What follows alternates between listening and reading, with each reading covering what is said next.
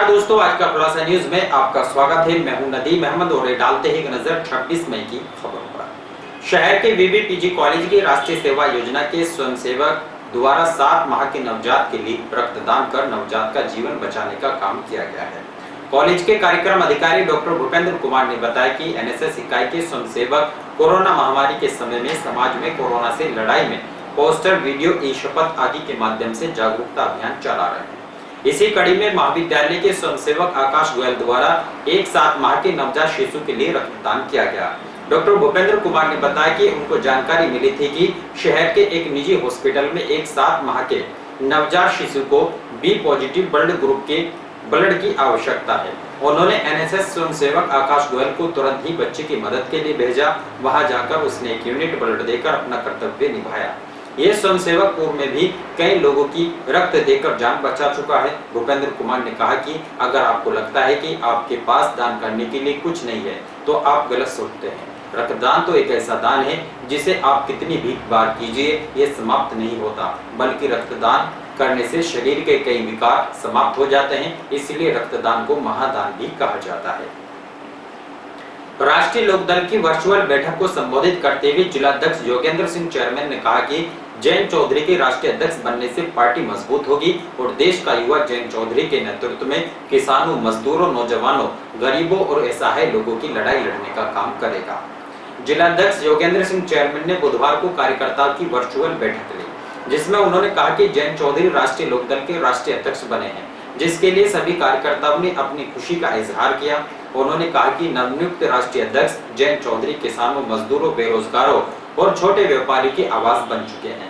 उनके राष्ट्रीय अध्यक्ष मनोनीत होने पर समस्त पदाधिकारी और कार्यकर्ता स्वयं को ऊर्जावान महसूस कर रहे हैं, क्योंकि वर्तमान केंद्र व प्रदेश सरकार की किसान एवं जन विरोधी नीतियों के कारण ग्रामीण क्षेत्रों में ही नहीं बल्कि शहरी क्षेत्रों में भी एक भय एवं शंका का माहौल बना हुआ है। जिस प्रकार से राष्ट्रीय लोकदल कार्यकर्ताओं ने अभी हाल ही में संपन्न हुए जिला पंचायत चुनाव में पूरे मनोयोग से कार्य किया है, उसका परिणाम सर्वविदित है। लेकिन प्रदेश में जन विरोधी सरकार को हटाकर किसानों, मजदूरों, युवाओं एवं वंचितों की अपनी सरकार बनाने के लिए 2022 विधानसभा चुनाव के लिए सभी कार्यकर्ता दृढ़ संकल्प होकर जुट जाएं। वर्तमान में चल रही आपदा को ध्यान में रखते हुए अपने अपने साथियों पर परिवार की रक्षा के लिए कोविड-19 प्रोटोकॉल का पालन करते हुए पार्टी को नई दिशा एवं दशा देने का काम करें। इसी क्रम में उन्होंने कहा कि जयंत चौधरी के निर्देश पर बुधवार को जनपद के सभी रालोद पदाधिकारी और कार्यकर्ता अपने हाथों पर काली पट्टी बांधकर और घरों पर काला झंडा लगाकर केंद्र सरकार द्वारा बनाए गए नए 3 कृषि कानूनों का विरोध प्रदर्शन कर रहे हैं।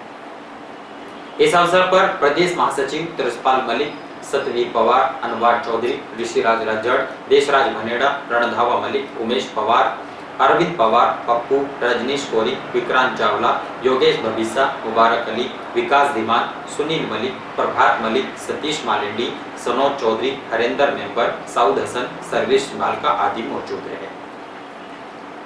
केंद्र सरकार द्वारा बनाए गए नए 3 कृषि कानूनों के विरोध में भारतीय किसान यूनियन के पदाधिकारियों ने आंदोलन को 6 माह पूर्ण होने पर बुधवार को काला दिवस मनाया और अपने घरों, वाहनों तथा हाथों पर काली पट्टी बांधकर केंद्र सरकार का विरोध किया।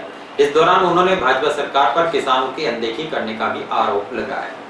बुधवार को भारतीय किसान यूनियन के पदाधिकारियों ने केंद्र सरकार द्वारा बनाए गए कृषि कानूनों के विरोध में चल रहे आंदोलन को 6 माह पूरे होने के साथ ही बुधवार को काला दिवस मनाया। इस दौरान भाजपा कार्यकर्ताओं सहित ग्रामीण क्षेत्रों के किसानों ने अपने घरों, मकानों तथा हाथों पर काली पट्टी बांधकर भाजपा सरकार का विरोध किया। इसके अलावा भाजपा के कई नेताओं को घर पर ही नजरबंद किए रखा ताकि भाजपा कार्यकर्ताओं के उग्र आंदोलन को रोका जा सके। इसके अलावा जिलाध्यक्ष कपिल खाटियान ने कहा कि जिले में हाईकमान के आदेश पर भाजपा कार्यकर्ता अपना विरोध प्रकट करना चाहते हैं, लेकिन जिला प्रशासन तानाशाही रवैया अपनाकर उनको घरों पर ही नजरबंद कर रख रहा है, जिससे साफ जाहिर होता है कि भाजपा सरकार में किसानों को अपने विचार रखने और विरोध करने का भी हक नहीं रहा।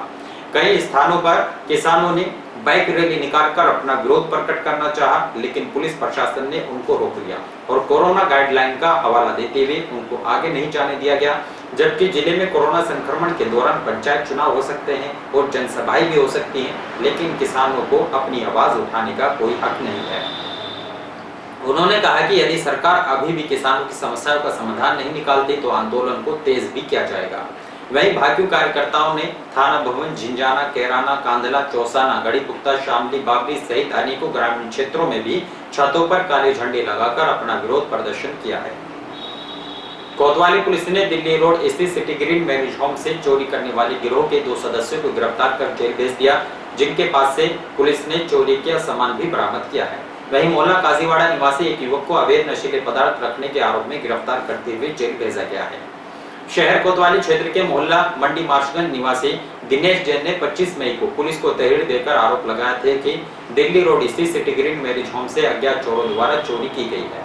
पुलिस ने मुकदमा दर्ज कर जांच शुरू कर दी थी और सीसीटीवी फुटेज के आधार पर मैरिज होम में चोरी करने वाले 2 चोरों मयूर पुत्र कालू निवासी मोहल्ला तैमूर शाह, असगर पुत्र मेहरू निवासी मोहल्ला हरिंदर नगर को गिरफ्तार किया, जिनके पास से चोरी किया गया 2 किलो तांबा और 3 किलो तांबे के तार, 18 किलो लोहा बरामद किया गया। पुलिस ने पकड़े गए चोरों को जेल भेज दिया है। वहीं कोतवाली पुलिस ने कैराना बस स्टैंड विजय चौक से चेकिंग के दौरान एक युवक अब्दुल पुत्र खुर्शीद निवासी काजीवाड़ा को पकड़ लिया, जिसके पास से 150 ग्राम नशीला पदार्थ चरस बरामद की गई। पुलिस ने पकड़े गए युवक के खिलाफ मुकदमा दर्ज करते हुए जेल भेज दिया है।